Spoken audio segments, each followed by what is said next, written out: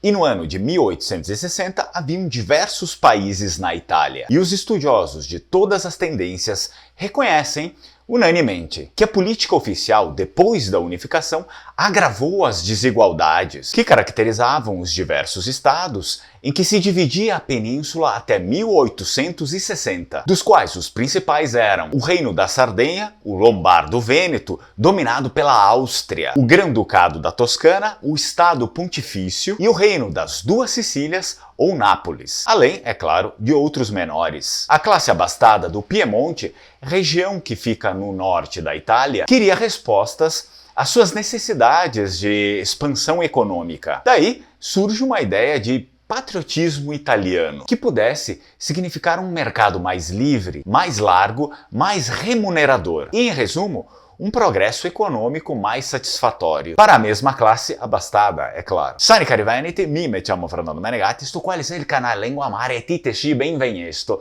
Eu me chamo Fernando Menegatti, esse aqui é o canal Lengua Mare e você é bem-vindo. Até aquele momento, cada um dos antigos estados tinha o seu próprio equilíbrio econômico, que era pouco dependente das outras regiões da península. Assim sendo, a unificação da Itália teve no seu centro o governo do Piemonte, ou também chamado Reino da Sardenha. E não sem razão, foi considerada uma verdadeira conquista do resto da Itália por parte desse governo. Só que a política unitária causou abalos tão violentos no organismo econômico e social das outras regiões, que, por exemplo, o sul da Itália, mas não somente, a região do Vêneto, no nordeste da Itália também, foram regiões por eles arruinadas. E só na imigração encontrou-se uma espécie de desforra, que depois se revelou tão frutífera para os mesmos interesses que inspiravam essa política. Você quer saber mais sobre isso? Então não sai daí, curte o vídeo, se inscreve no canal e compartilha esse conteúdo para mais pessoas assistirem. E é óbvio que quando nós falamos sobre unificação da Itália,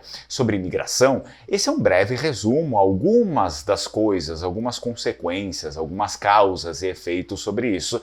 Eu teria que passar dias e dias falando sobre, para ter um detalhamento muito mais completo. Então se cabe dizer aqui que, obviamente, esse vídeo ainda é uma peça incompleta de tudo o que aconteceu. Sendo assim, o novo Estado unitário, isso é, a Itália, encontrou-se diante de tarefas que exigiam recursos financeiros muito superiores aos que os contribuintes estavam habituados a fornecer aos governos precedentes. E a política que se seguiu é a história da mais voraz opressão fiscal, que ainda hoje encontra poucos paralelos nas nações civilizadas, principalmente porque os pobres eram muito mais atingidos do que os ricos. Em um decênio, os povos da Itália, por conta da unificação, tomaram sobre si cargas que talvez nunca aconteceu a nenhum outro povo. E os povos da Itália se tornaram assim os povos mais tributados de toda a Europa. Palavras de Croce, autor do livro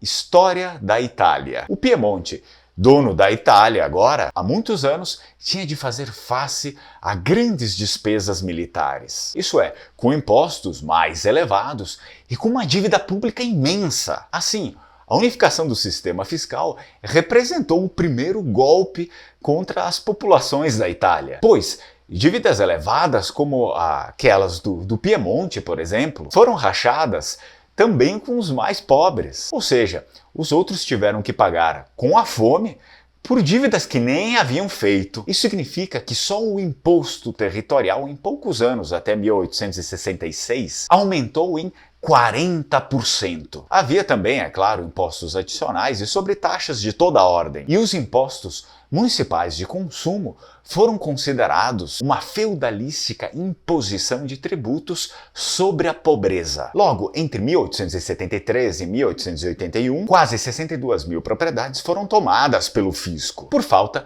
de pagamento de impostos. E entre 1884 e 1901, o número das propriedades perdidas pelos colonos, por conta da impossibilidade de pagar impostos, se elevou a quase 216 mil propriedades que eram tomadas pelo governo da Itália e vendidas judicialmente para os mais ricos. E aí você, será que a Itália não fez isso também com seu ancestral para ele ter vindo para o Brasil?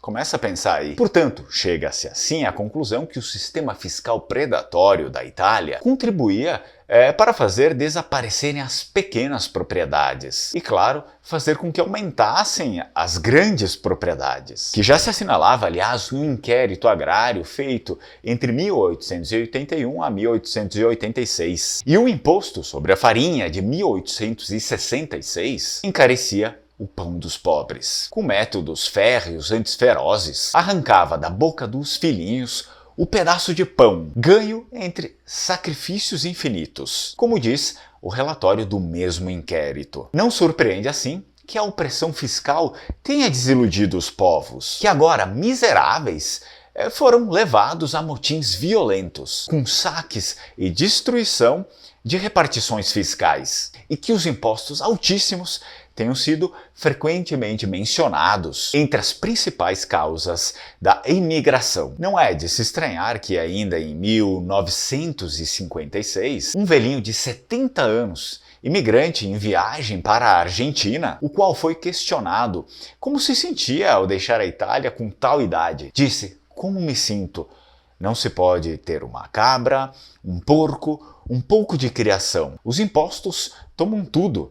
O que se ganha mal dá para comer." E tudo isso nos ajuda a compreender por que o colono, obrigado a deixar a sua terra de nascimento, cantava amargamente, como diz esse verso em língua vêneta do autor Berto Barbarani: "Porca Italia, e bestema, andemo via." Porca Itália, eles blasfemam. Vamos embora. Certamente esse é só um pequeno pedaço para te ajudar a começar a entender um pouco esse processo dramático desse episódio da imigração. Eu, sinceramente, espero que eu tenha contribuído um pouco para o seu entendimento sobre essa história. Pois, se estamos aqui é porque esses fatos influenciaram a nossa própria linha do tempo, ao menos a linha do tempo das nossas famílias. E claro, se você quiser saber mais sobre língua vêneta, ou até mesmo se inscrever na última turma online de língua vêneta, eu deixo o link aqui embaixo. Para finalizar, a gente fica com mais 2 vídeos. Um eu mesmo recomendo para você assistir e o outro é o YouTube. Vai lá e assiste que eu tenho certeza que eles vão te ajudar. E assim, chegamos ao fim de mais um vídeo. A gente se encontra na próxima. Strucon, tchau, tchau.